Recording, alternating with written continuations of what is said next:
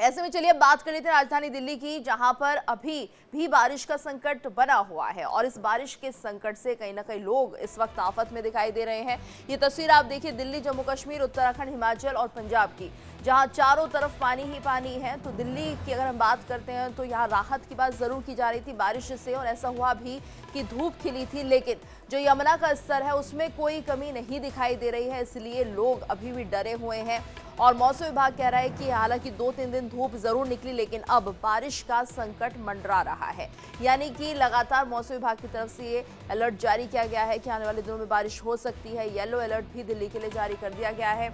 अभी संभावनाएं बहुत ज़्यादा है कि बारिश ज़रूर होगी। हो सकता है कि सुबह के समय ये ना हो, लेकिन शाम के वक्त अगर बादल घिर के आते हैं तो बारिश की संभावना मौसम विभाग जता रहा है। यानी कि दिल्ली में राहत नहीं है, लेकिन दिल्ली के जो ज़्यादातर इलाके हैं वो जलमग्न हो चुके हैं।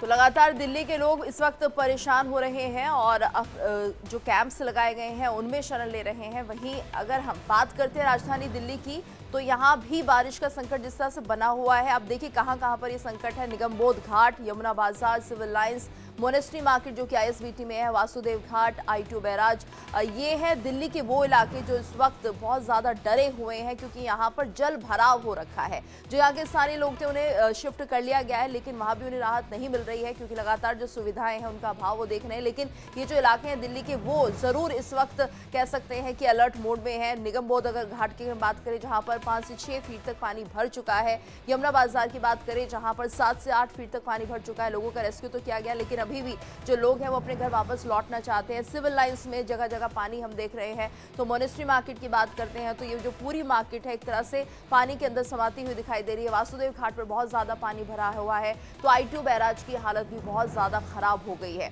यानी कि जो यमुना का स्तर है वो खतरे के निशान से 2 मीटर ऊपर बना हुआ है और इसमें कोई कमी नहीं देखी जा रही। हालांकि कुछ देर के लिए ऐसा ज़रूर लगता है कि कुछ सेंटीमीटर जो है पानी वो कम हो रहा है, लेकिन वहीं जब हम बात करते हैं हथनीकुंड बैराज की और वहाँ से पानी छोड़ा जाता है, तो ये जो इलाके हम आपको दिखा रहे हैं, इन पर सबसे ज़्यादा खतरा मंडराता है बाढ़ का, क्योंकि यहाँ पर जल भराव की स्थिति हो जाती है। ये वो इलाके हैं जो यमुना के नज़दीक हैं और ऐसे में इन पर संकट ज़्यादा मंडराता है। लोग जो यहाँ पर रहते हैं वो ज़्यादा डरे हुए हैं, क्योंकि इनका रेस्क्यू तो किया गया है, लेकिन यहाँ पर भी इन्हें वो सुविधाएं नहीं मिल रही है, जिसके चलते इन्हें अब थोड़ी परेशानी और दिक्कतों का सामना करना पड़ रहा है। तो राहत शिविर की अगर हम बात करें तो वहाँ पर उतनी ज़्यादा सुविधाएं नहीं हैं और ऐसे में लोग अपने घर वापस लौटना चाहते हैं, लेकिन वहाँ का रास्ता भी अब मुश्किल होता हुआ दिखाई दे रहा है, क्योंकि अभी भी मौसम विभाग ये कह रहा है कि आने वाले दिनों में बारिश होगी। यमुना का जलस्तर अगर बढ़ता है तो ये इलाके पूरी तरह से जलमग्न हो जाएंगे।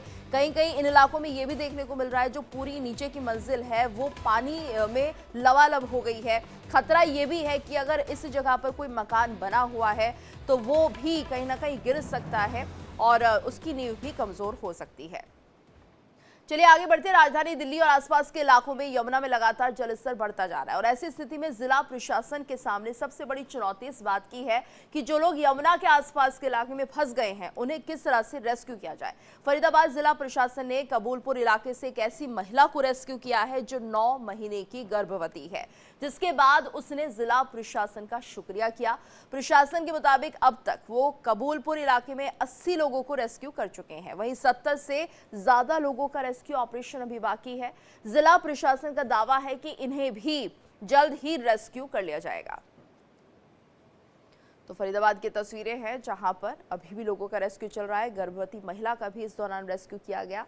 तस्वीर आपको दिखा रहे हैं किस तरह से यहाँ पर जल भराव की स्थिति और लोगों के लिए जो समय है वो किसी बड़े संकट से कम नहीं है। और इसी दौरान हमने देखा कि यहाँ पर गर्भवती महिला का रेस्क्यू भी किया गया है। तो जिला प्रशासन का दावा है कि बाकियों को भी जल्द रेस्क्यू किया जाएगा। हम फंसे थे बाढ़ में, ठीक, हम फार्म पे रहते हैं, किलोमीटर फार्म पे रहते हैं। मेरे सर ये रतन सर सरपंच कबूलपुर के है जो हमको बचा गए बुलाने, वहाँ से लेके आए यहाँ पे छोड़ो मेरे जान। वहाँ पे 4-5 आदमी फंसे थे।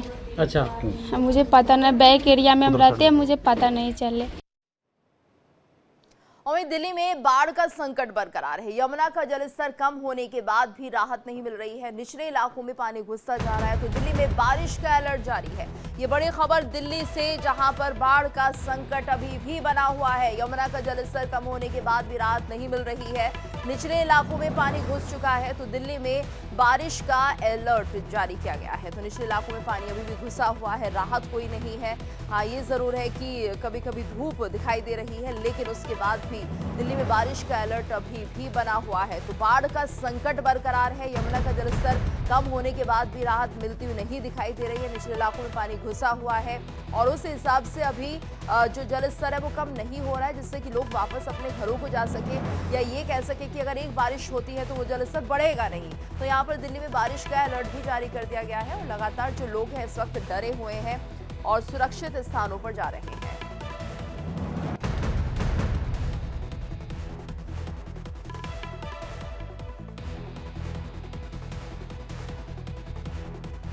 तो लगातार हम देख रहे हैं निचले इलाकों में पानी घुसा हुआ है और दिल्ली पर अभी भी बाढ़ का संकट मंडरा रहा है। तो यमुना जो है वो उफान पर आ चुकी है। अब कौन कौन से इलाके यहाँ इस वक्त सबसे ज्यादा हाई अलर्ट पर है, जरा इन पर हम नजर डालते हैं, क्योंकि वो बीच में अगर आप देखेंगे यमुना नदी का रूट है, इसके आसपास जो इलाके हैं वो सबसे ज्यादा बाढ़ प्रभावित हो सकते हैं। देखिए, पहला है मॉडल टाउन और निगमबोध घाट, यमुना बाजार, बाटला हाउस, मदनपुर खादर। वहीं दूसरी तरफ आप देखेंगे सोनिया विहार, शास्त्री पार्क, गीता कॉलोनी और जैतपुर। और ये जो आप बीच में देख रहे हैं ये है यमुना नदी, जो कि लगातार यहाँ पर बहती हुई दिखाई दे रही है और इसके आसपास के जो इलाके हैं वो सबसे ज्यादा खतरे में रहेंगे अगर यहाँ पर यमुना का जलस्तर बढ़ता है।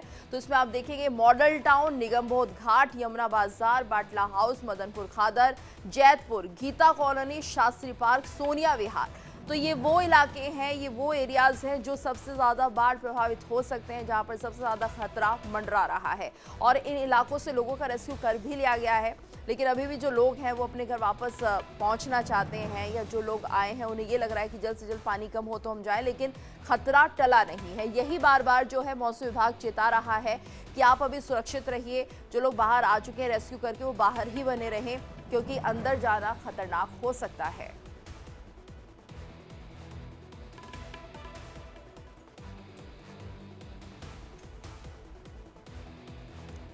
तो देखिए तस्वीरें हैं और ऐसे में उफान पर किस तरह से यमुना नदी है जो लोगों को परेशान करती हुई दिखाई दे रही है। वहीं बाढ़ को लेकर एक्शन में दिल्ली सरकार। मंत्री कपिल मिश्रा ने बाढ़ प्रभावित इलाकों का दौरा किया है। कपिल मिश्रा ने राहत और बचाव कार्य की जानकारी ली है।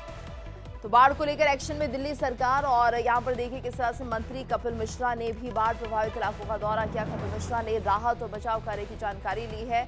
तो लगातार अब राहत और बचाव कार्य में तेजी दिखाई दे रही है, क्योंकि जानकारी ली जा रही है अब कोई राहत फिलहाल लोगों को मिलती हुई नजर नहीं आएगी, क्योंकि मौसम विभाग ने कह दिया ये जो सिलसिला है बारिश का वो थोड़ा लंबा चलेगा। इसलिए अब लोगों को यहाँ पर राहत सामग्री पहुंचाने की जो कवायद है वो तेज होती हुई दिखाई दे रही है। बाढ़ को लेकर एक्शन में दिल्ली सरकार इस वक्त दिख रही है। मंत्री कपिल मिश्रा ने बाढ़ प्रभावित इलाकों का दौरा किया है। तो कपिल मिश्रा ने राहत और बचाव कार्य की जानकारी ली है। और क्या कुछ कहा है कपिल मिश्रा ने, आइए आपको सुनाते हैं। देखिए, गौशाला तो नहीं है, ये गौशाला से गायों को निकाल के लाया गया है और अभी 300 गाय कम से कम यहाँ पर हैं और रात को और कल कोशिश करके इन सभी गायों को गौशाला में शिफ्ट करेंगे। बाढ़ में फंसी हुई गाय थी और मेरे को बताया, गौरी जी का मेरे पास कॉल आया कि इस प्रकार की स्थिति है, लेकिन यहाँ पर जो गौरक्षक हैं, जो युवा लड़के हैं, सब गौरक्षा दल के, ये पिछले 2-3 दिन से इन्होंने बहुत ही सेवा का कार्य किया है।